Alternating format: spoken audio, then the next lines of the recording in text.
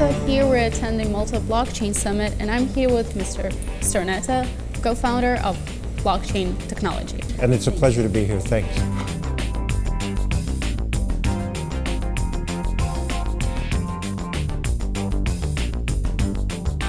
So this summer you joined the Celsius Network Board of Advisors, and it's planning to involve around 100 million people more in blockchain. So how many people are there already, in your opinion, involved? Well, there's clearly several million people by even a conservative estimate, but I think the potential is there to grow quite a bit. And I should point out, since you mentioned Celsius in particular, that we receive dozens, if not hundreds of requests to join boards of for-profit enterprises. But we felt that this was a company where they had the right combination of technology, prior experience, and really a good heart in wanting to do the right thing for the blockchain community. So that's why we ended up coming on board. Recently you said that the promise of blockchain to improve the lives of billions is real.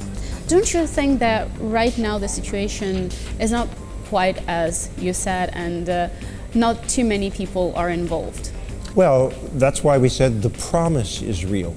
The opportunity for improving the situation is real. Fundamentally, we can create, for the first time, if you will, for the first time in history, immutable records that are witnessed by essentially the entire world. That lays a foundation for trust, for transparency, and for integrity that can surely benefit the entire world. The issue is one has to find more than just blockchain in order to solve the problem. One has to use that as a foundation and then create real value add by addressing real human needs. But it's a great tool to have at our disposal to eliminate issues of mistrust, issues of corruption, to improve transparency, to improve integrity. And how soon do you think it will happen?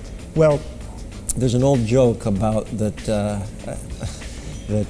anthropologists and archaeologists use when they talk about the evolution that they see in things, and that is the future arrives at different places at different times. And so to the how soon question, it depends on the particular area that you're talking about. I think one thing is fairly clear, and that is we're going to see meaningful impact in the financial services space sooner rather than later. And which countries would be the first ones? There's innovative work going on in a lot of countries. And it's more about finding that right group of innovators than picking a specific country. But obviously, something that, for example, Malta right here has done to create the right, favorable legislative and regulatory environment, that's a huge plus.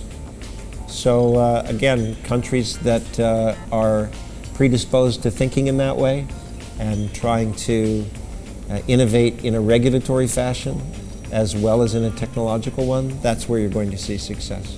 What industries that haven't yet implemented blockchain do you think will benefit from it greatly? Well, one thing I would say, and this is a fairly modest statement, is that all existing entities can benefit from some of the milder effects of the blockchain. Namely, all of them can improve things as boring as their audit and their corporate governance functions, to see that there's more transparency in their systems. That's a very modest thing for them to do. You don't have to restructure an industry or disrupt an incumbent in order to do that. You just make your record keeping, you raise it to a higher standard of integrity. That's something that every entity can do today at very little cost in order to improve both their actual underlying operations as well as the reputation that they have amongst their customer base. In one of your interviews, you told that Bitcoin helped in some way to promote blockchain, but don't you think right now it's kind of abusing or misusing the technology? Let me just, I very much go to the heart of your point. Let me just be clear. I think what Satoshi did was a bravura performance, because in a sense he got the ball over the net. We had something that was finally functioning. Now, having said that, it's a very highly volatile cocktail that he mixed. And as a result, you see some great benefits coming, but also a great deal of speculative activity that in the long run is not going to prove all that value sustaining necessarily. This is not to discredit what Bitcoin is doing, particularly when you see continued innovation such as the Lightning Network in Bitcoin.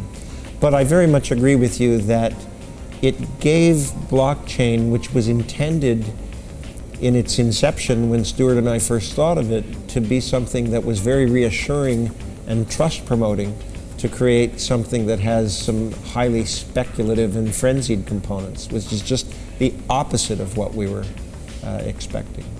And talking about, you mentioned Satoshi Nakamoto, you have been asked this question I think a million times already, so do you think it's one person or a team?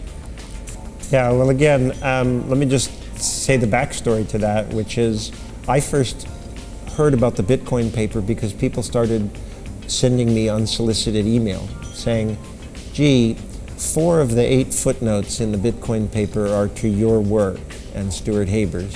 And I happen to know that you were a missionary in Japan, and so you're fluent in Japanese.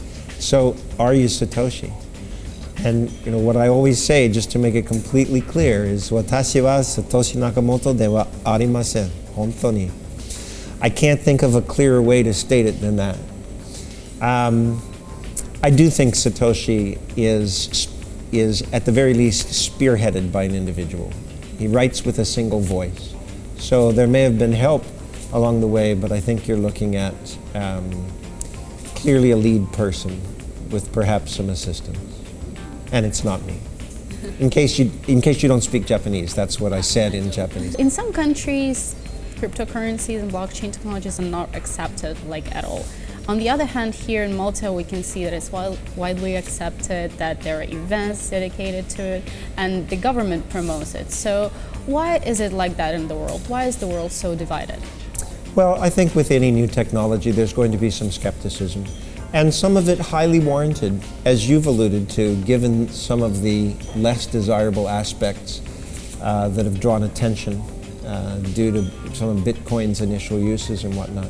But I think the key is that Malta has chosen to embrace the technology and to do what a government should do, namely ask moderated, mature, informed questions about how best to regulate the practice, rather than saying simply, it's new, it scares us, we're not going to allow it. And talking about regulations, should the government have the right to regulate such things as cryptocurrency? Oh, I think so. Again, I know that there's so much fervor that it's attached to saying, well, blockchain's going to allow us to disrupt this or that, or maybe sovereign governments don't have a place anymore. I think that's a little short-sighted. Yes, the role of government may in fact have to change due to blockchain, but is it any different than how the role of government had to adapt in a world where the printing press became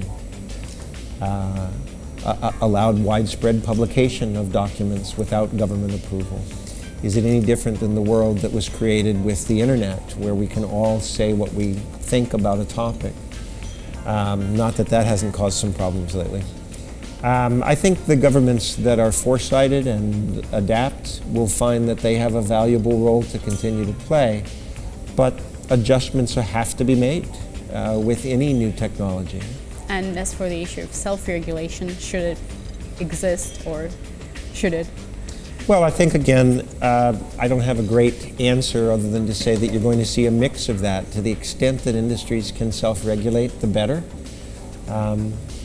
But government has a responsibility to protect its citizens. And that's a combination of foresight and appropriate legislation that brings that to pass. Government should think more in terms of how can I encourage what's good about the blockchain while seeking to minimize the negative potential impacts it could have. I mean, that's a good strategy for any governing body. Have you ever thought your project would become this huge and reach this level? You know, when Stuart and I first did this early work, and in saying that, I don't want to in any sense minimize the contributions of many, many people that could be named. But when we first did this work, we knew we were onto something big.